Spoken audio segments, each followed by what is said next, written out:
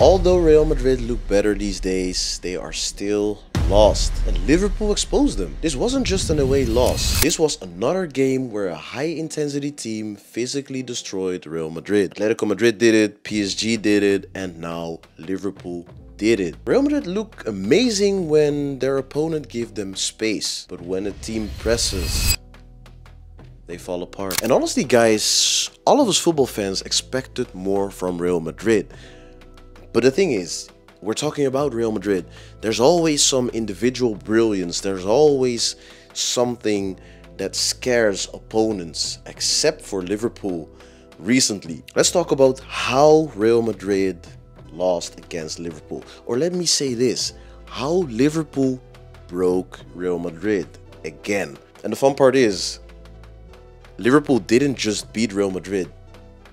They dominated them. They humiliated them. First, they won 2-0 against Aston Villa, so that kind of made Real Madrid scared because they lost, 6 out of 7 games. They lost a few games in a row, so they were not confident at all. So Real Madrid thought, at least they thought, all right, this is the best moment to meet Liverpool.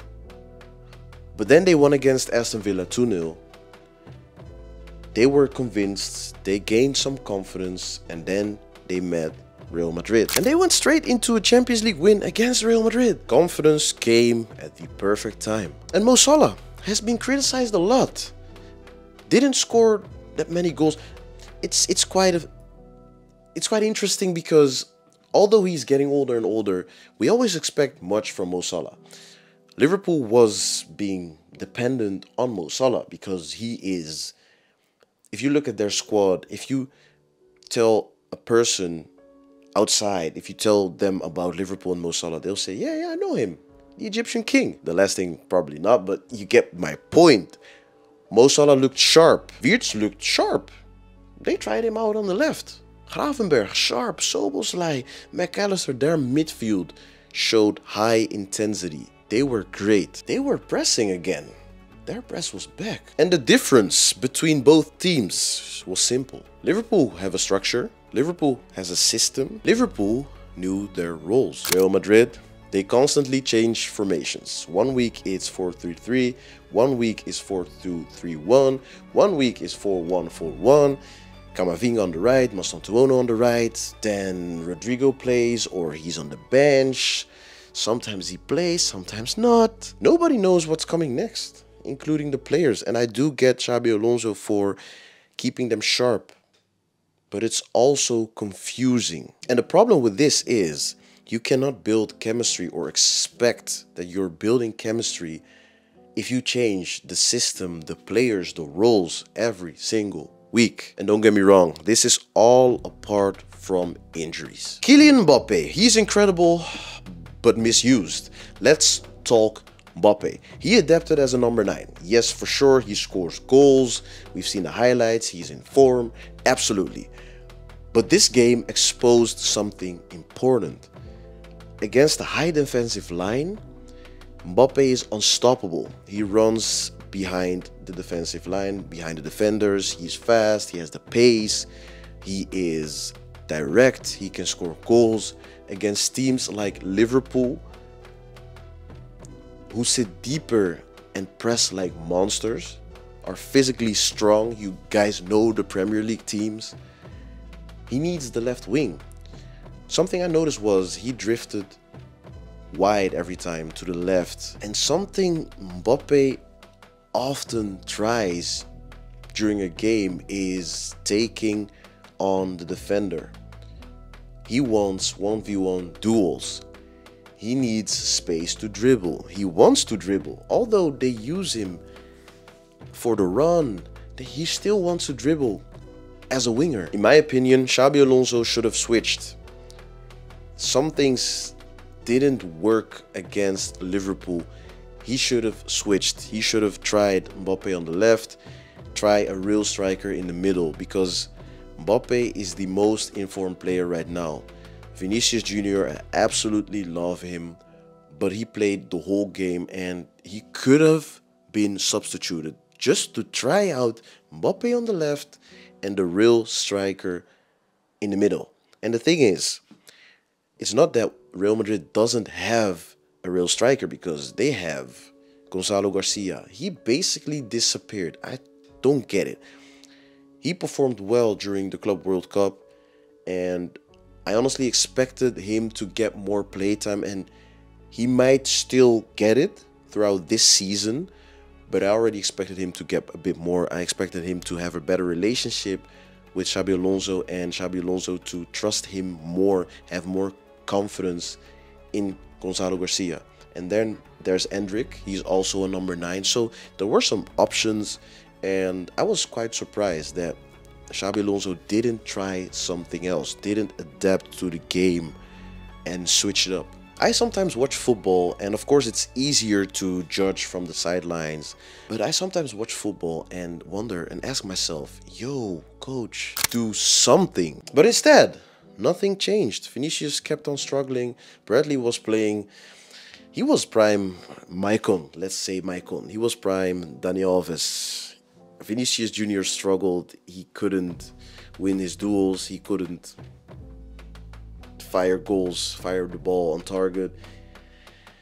Mbappe was isolated.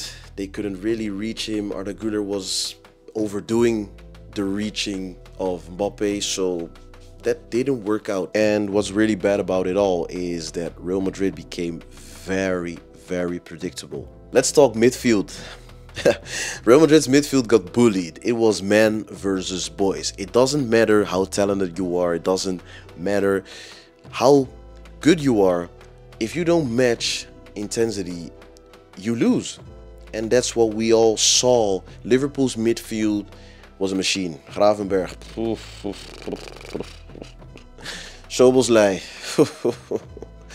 I think he is their very best player. He looked unstoppable. McAllister dictating. He is in form. Looking forward to seeing him play during the World Cup next year. They won every ball, every duel. They were pressing. They were dominating. Humiliating for Real Madrid. And talking about Real Madrid, they couldn't control anything on their midfield against Barcelona. 30% possession was fine because they punished the high line. Against Liverpool, they needed to keep the ball and couldn't. And Real Madrid is used to reacting, but now they had more ball possession, which is something they are not used to at all. I noticed a squad problem. The defense, Real Madrid's defense isn't the issue. The true issue is too many attackers do nothing defensively. They barely do tracking back. They barely track back. They barely defend. There's no pressing triggers, no intensity. Physically seen, maybe La Liga, yes, but Premier League, different. No.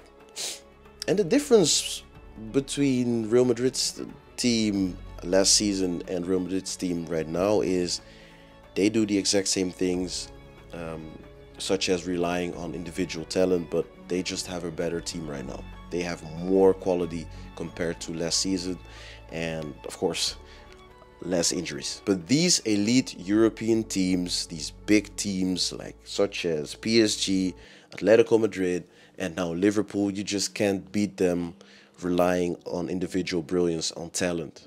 That's not enough. You guys know it, right? Hustle beats talent when talent doesn't hustle. Let's be honest, Xabi Alonso is brilliant. He is a really promising coach, and he will probably become elite as a coach. He was elite as a player. He will become elite as a coach as well. But right now, he looks clueless against teams that press with high intensity. And that's something I didn't expect from him. PSG exposed it, Atletico Madrid exposed it, and now Liverpool exposed it. If Real Madrid wants to win the Champions League, this must change immediately. And maybe, just maybe, the biggest bullet point, Real Madrid look great in La Liga because Barcelona are so bad right now. Because when the competition rises If this was Barcelona last season, I would have seen it. But I'm being positive here because Real Madrid lost each and every single game against Barcelona, and the first game Xabi Alonso managed the team has been won by Real Madrid. So I just want to give a quick shout out to Courtois, by the way, because it's disrespectful if I don't. Courtois saved Real Madrid from embarrassment. Phew. It could have been, the score could have been way higher. This could have been 4-0, 5-0. He was phenomenal. Shout out to Thibaut Courtois. He is one of the best goalkeepers in the world for years now. Is it fair to expect Mbappe to play possession football? Is it fair to expect it from Vinicius Jr., from Jude Bellingham? It's not what they are built for right now, what they are used to right now. I'm telling you guys, if Real Madrid wants Mbappe to deliver them trophies, he needs more freedom. People shouldn't forget why he was bought. He needs a proper number 9 next to him if playing Mbappe as a striker doesn't work. Switch it up, play him on the left and play him next to a proper number 9. And honestly, just be honest guys, he could produce way more on the left than when he plays as a stationary number 9, because he feels and always seems isolated. Not always, but you get what I mean. When a team sits deep, then he looks isolated. Don't misuse Mbappe. So what now? Real Madrid are building something special. Yes, indeed, they improved compared to last season, but they are not ready to win the Champions League right now.